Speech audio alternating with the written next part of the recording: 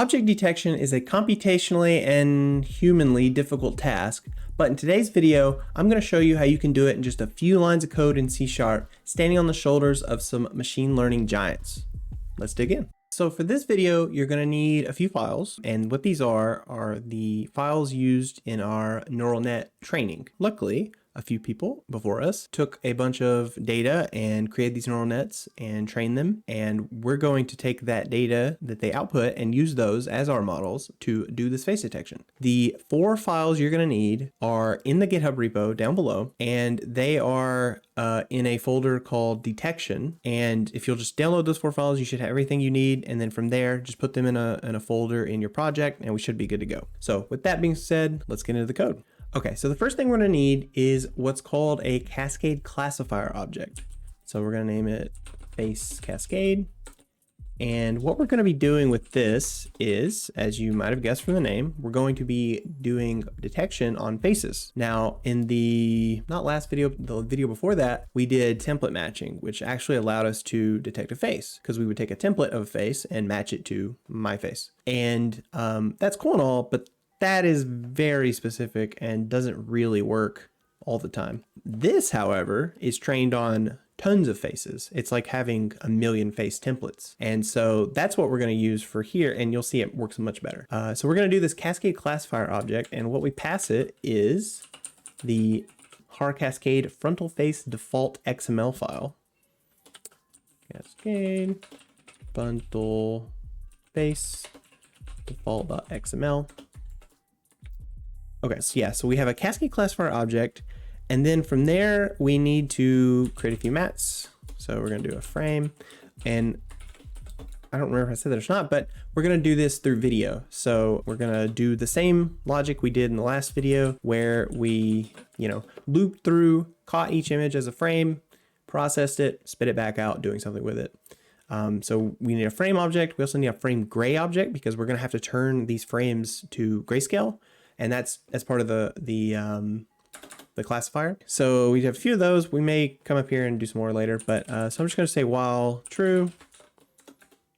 And then we're going to start our loop that we did last time. Oh, we do need a VC video capture. And then we'll do the, I think it's Emgu CV video capture dot API dot dshow. That's what it is. Oh, and yeah, I think we need to, oh, sorry, new keyword. I was like, wait a minute, how's that not working? All right, so now we got our video capture as well. Okay, so from here, we're gonna do vc.read to the frame. And then we're gonna do a CV invoke function called cvtcolor. And we're gonna use that to create our frame into grayscale. As mentioned, you need that for the Haar classifier algorithm. So frame gray, and then emgu.cv.cv.enum.color conversion.bgr to gray. And I'll say right now, you know, every time I type these namespaces out, you don't have to do that. You can put them as using statements up above, whatever, just to save you some typing, but whatever. Okay, so now we have our gray frame. And from there, it's actually kind of simple. So we're going to do var faces equal face cascade dot, and then we're going to do a detect multi-scale method. And in that method, you pass it frame gray, you pass it a scale factor, which is 1.1 by default. I did 1.3 on my testing, and that worked pretty well. And then we're going to do min number of neighbors, and that's basically, there's neighbor section of part of the algorithm, and I just did 5. We'll see how that works. These are things you could technically tweak as you go. So okay, so yeah, from here it's actually pretty simple. So we're gonna do faces is not null, and then we will also do faces dot length is greater than 0. So basically, did we find any faces in our frame? And if we did, we're gonna do a cv invoke dot rectangle.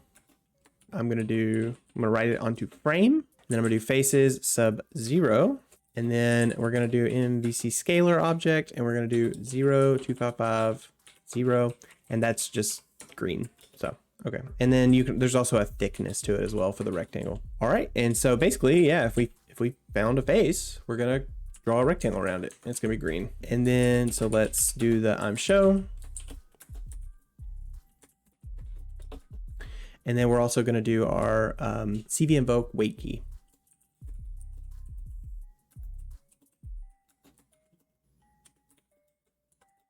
And we're gonna do 27, which as mentioned in the last video is the escape key. And if we hit it, we're gonna break. Okay, I believe that is all the code you need to do face detection with the Haar Cascade Classifier. I actually have to kind of stop and turn my camera off so that I can use it for here because I can't use it in both places at the same time. So I will do that and we'll be right back. Okay, I look a little different right now, but as you can see, it's picking up a nice little square on my face. And you know, if you remember the template matching example last time, if I move my face, if my face, like the lighting changed, if anything changed, it didn't work. But this one is doing pretty good. It's trained on, you know, if I give it a side profile, it even kind of works.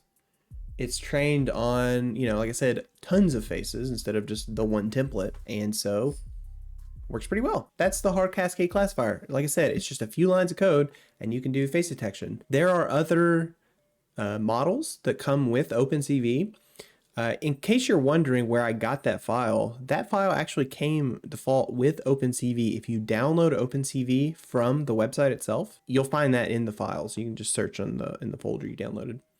There's other ones as well. There's ones for eyes. There's ones for like all kinds of different features. Yeah, you can basically use those to identify other things other than just a face. So pretty cool.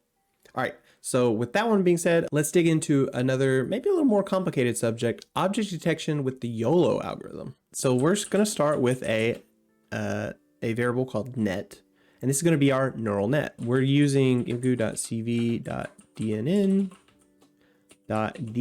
invoke, which is a method we have not used before, and it's going to be read net from darknet. And so this is going to take two different objects. First thing it's going to take is a config file. And that config file I named out there YOLO v3.cfg. And then the model file it took is going to be the detection / YOLO v3.weights. I forgot the detection here. Okay, so first of all, let me tell you where I got those from. They actually came from a website, one of the more interesting websites I've found in the machine learning space. The person that created Darknet and the YOLO algorithm and all that seems to be a pretty interesting person. Yeah, so you know, I scrolled through there and I think there's a link on the page to his GitHub which had them. So I downloaded them. They're free to use or whatever, and so I put them in the GitHub. So you can just get them from my GitHub. It's fine. But I did want to show you that webpage because it's pretty interesting. It goes into the explanation of how the algorithm works. It goes into the speed of the algorithm, which apparently is very fast, etc. So, all right. So the other thing we're going to need is this little guy called class labels. And all we're doing there is we're going to read in a file, and it's going to be detection / coco.names. And we're going to use that basically to label our objects once they're found. So you'll see what I mean. All right, from there, we're going to set the preferred backend on our neural net. And there's a few options you have here. We're actually going to use OpenCV. Makes sense, it's an OpenCV course. And then we need to set the preferable target. And this is where you would tell it, you know, if you want to use CPU or GPU or whatever. And so we're going to use imgu.target.cpu because what we're doing, it's fine. It'll be a little framey, but ultimately CPU will be fine. It's not a huge deal. If you were going to be doing something where computational speed matters, then yeah, you'd want to use GPU. But you'd also have to set up all the CUDA stuff. And if you've ever done all that, it's kind of a pain. Maybe I'll make a video on that at some point. But yeah, so for right now, we're going to use CPU just to make it simpler. All right, so then we need another video capture. Same as we've done every time. Show. Okay. And we're going to make a frame mat. So we need a few objects, and these are ones I don't think we've used before. So we need a vector of mat, and we're going to call it output. The vector of mat object and the others we're going to use come from using imgu.cv.util. So we're going to do a vector of mats, which is exactly what you think it is. It is a vector of mats. And then we're going to do a vector of rectangles called boxes. And then we're going to do a vector of floats. We're going to call that scores. And we're going to do a vector of ints. And we're going to call it indices. So right now, I think that's all the objects we need to create outside of the loop. So then we're going to do the same video capture loop that we did previously. All right, so inside our loop, the first thing we're going to do is VC read frame, as always, which reads our video capture into our frame. And then we are going to do a little resizing. And the reason for that is it actually makes the computation a little faster.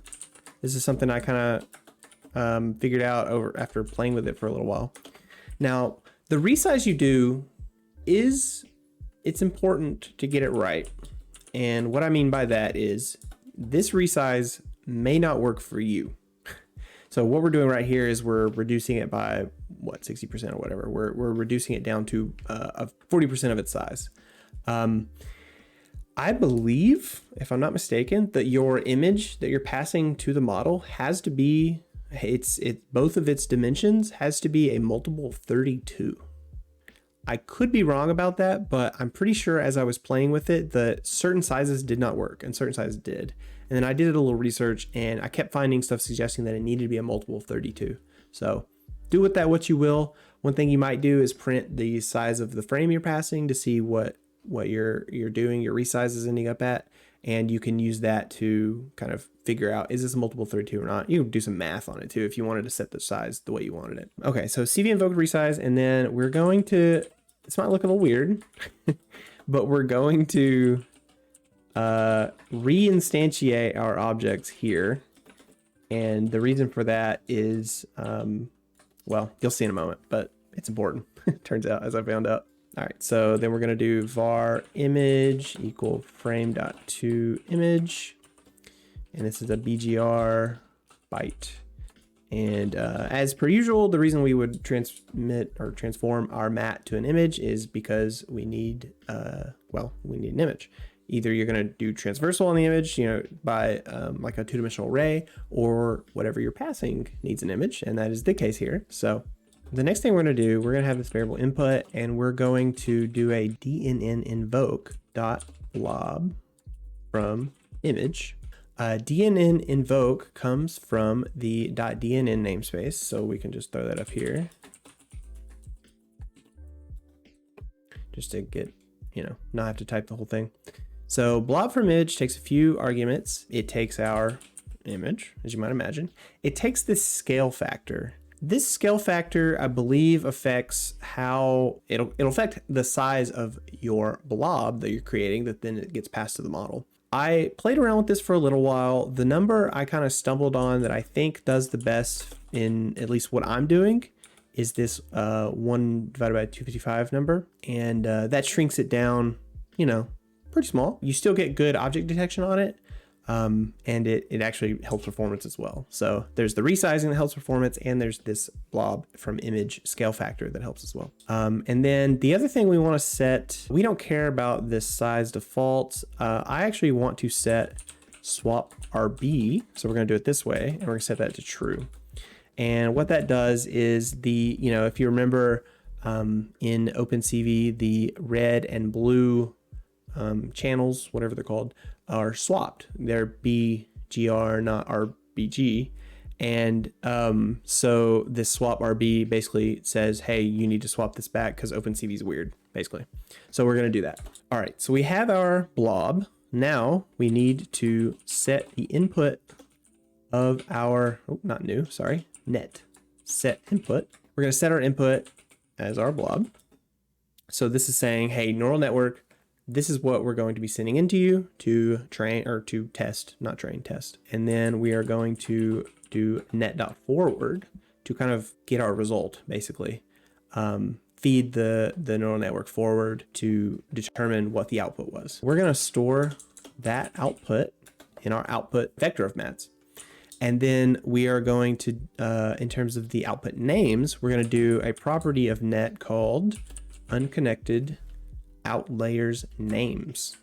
and that will give us the names of the unconnected outliers.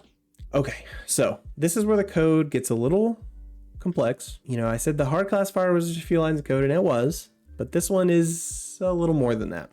So we're gonna do our best, but all right, so the first thing we're gonna do is a for loop, and we're just gonna iterate through our output. Easy enough. So we're gonna do a var mat equal output sub I. All right, so we've got a vector of outputs, and we're gonna grab the first, we're gonna grab ith one, and we're gonna put it in mat. And then we're gonna do var data equal mat.getData. And this function just returns an array type, but we actually need, for our purposes, we need a float two-dimensional array. So we're going to cast it, and you'll see why in a moment. I know it's not the prettiest code in the world, but it's, you know, it works. All right, so we're also going to do another loop. J equals 0, j is less than data dot get length sub 0, and then we're going to do j++. All right, so in this inner for loop, we are going to basically grab the row score, the class ID, the confidence that the object is what we think it is, stuff like that. So first thing we're going to do, we're going to get a float array called row. And the way we're going to grab it is with a little link query, enumerable.range 0 to data.getLength 0, or sorry, of 1. My mistake. It's 1. And then we're going to do dot select x lambda data jx. Okay. And then we're going to do a dot to array on that. All right, easy enough. This is basically going to grab a row of our data. So we got a row of data, and that row represents in terms of how the net placed it in these arrays. Basically, each row is a record of data, if you want to call it that. And so we're going to grab the score, the class ID, the confidence, things like that from this row. So I'll show you how to do that. All right, so row score. So the score from this detection instance is going to be row.skip5.toArray. The reason we're skipping 5 is because there's other stuff in there. We've got this array object, and we don't need the first 5 elements for the row score. So basically everything after the first 5 is going to be our row score. So then we're going to get the class ID, and that's going to be row score dot to list dot index of row score dot max. So nice little nifty trick there. Basically, we're taking the row score array, which again is the row minus the first 5 elements, and then we're basically making that a list. And the reason we're doing that is so we can use index of and then row score dot max. So that gives us our class ID, which we will then use to know what the neural network thought the object was. And then we're going to grab a confidence from row score, and we'll use the class ID to grab the confidence. We've got some important information in there. Now we need to basically detect, well, how confident are we? And if we're confident enough, then we need to draw the rectangle. So we are going to do confidence greater than, I did 0.8 in my testing. That worked pretty well. So that's what we'll go with now. That's obviously a number you could mess with. And so the way we're going to do the box is, well, we've got this row information, and we can use that to determine the location where the object was detected.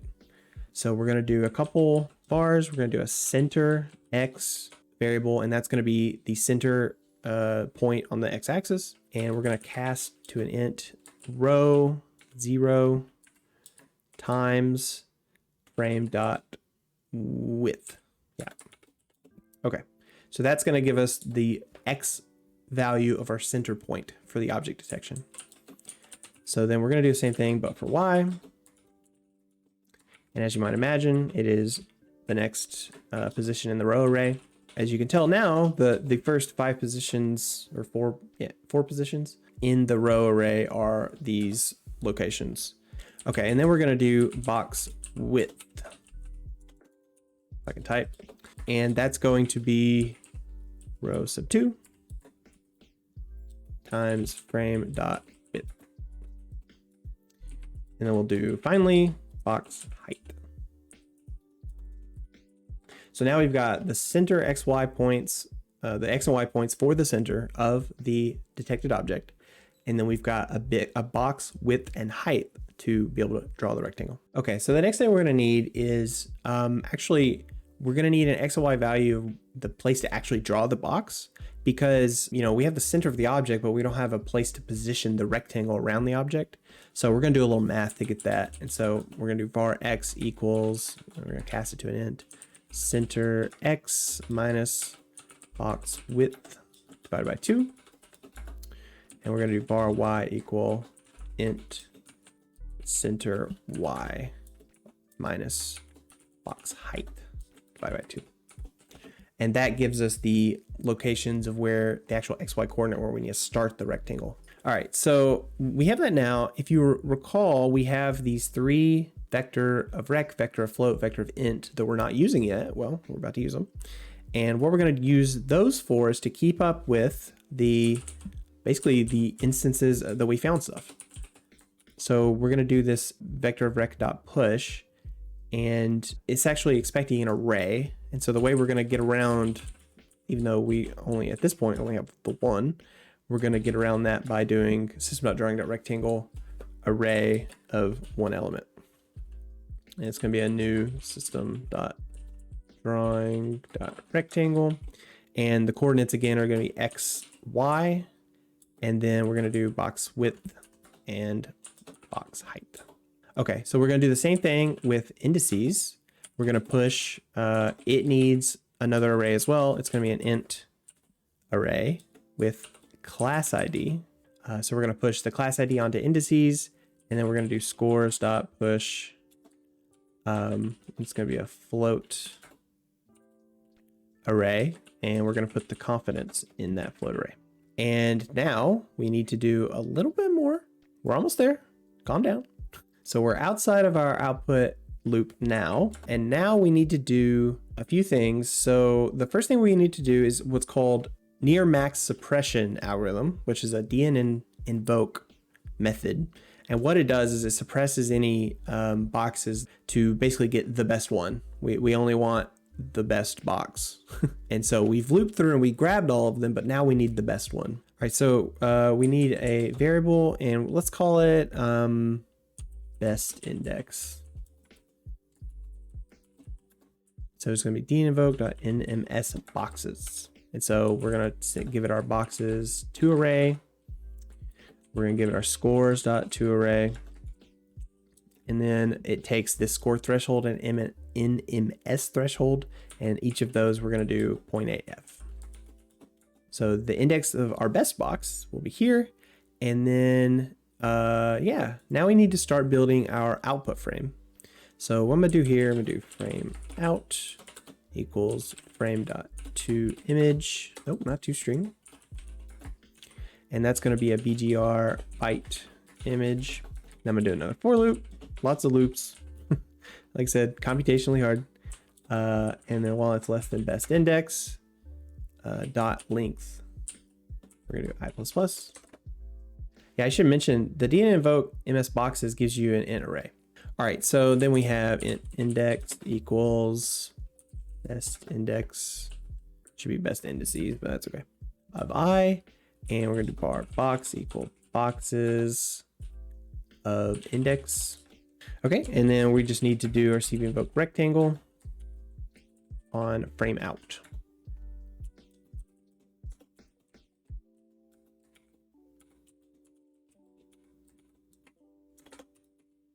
Okay, just like always, when we draw a rectangle, we're gonna do thickness 2, we're gonna make it green, just to make it easy. Okay, and then the next thing we need to do is not only do we want a rectangle to be drawn around our object, but we also want it to tell us what label it is. So if you identified a bottle object, for instance, I want it to say bottle up above the head. In the thumbnail for this, this video, you saw I had box around my face and it said programmer, right? That's the same thing we're going to be doing here. We have to use the class labels that YOLO's trained on, which I think there's like 80 or so. So it's a decent amount, but okay. So the way we're going to do that is with the CV invoke.putText function, which we have not used before. So it's pretty cool. So we're going to do frame out. We're going to draw onto frame out, and we're going to do class labels sub indices of index. Okay. And that gives us basically our class label that we need. And then we're going to do a new system.drawing.point. And our point is going to be box.x, box.y. And we're going to shift it a little bit from the y, because if you put it right where that's at, it's going to be covered up by the box. So we're going to do minus 20 pixels.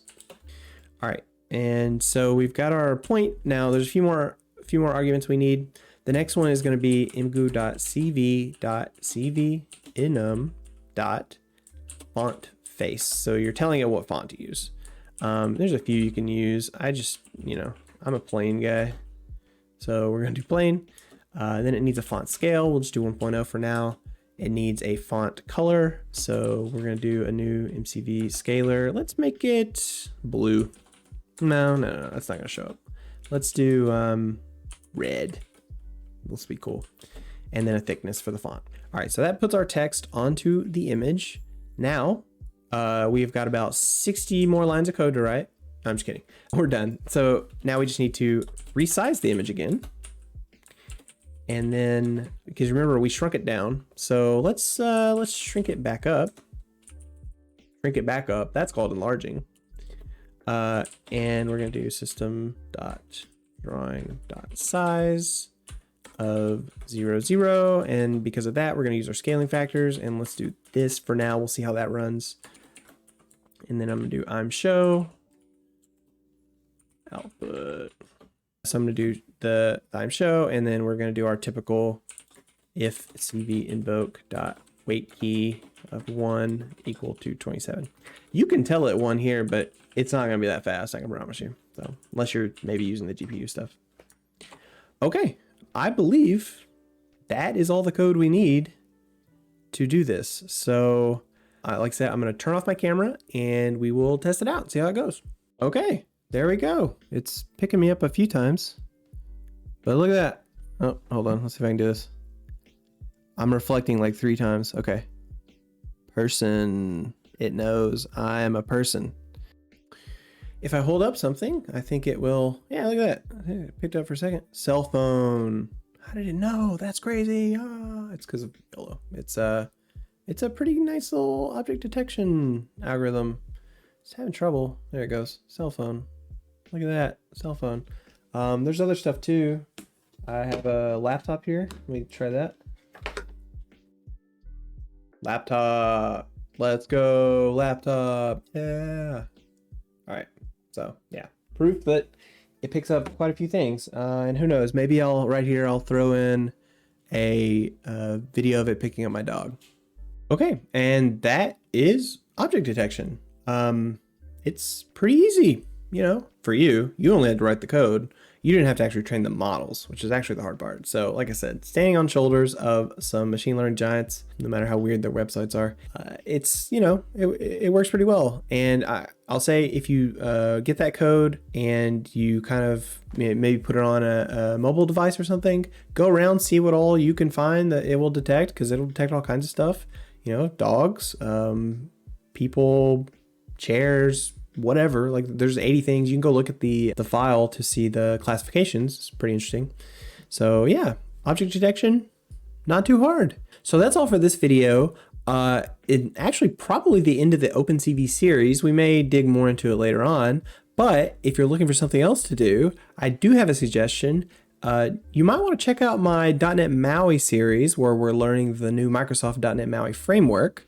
It's pretty cool. It's a way to build applications for a bunch of different systems all in one project. It's very nice, and it's a lot of fun. You know, I've had some struggles, but some of that is because I'm a mainframe programmer, not an app programmer, but that's okay.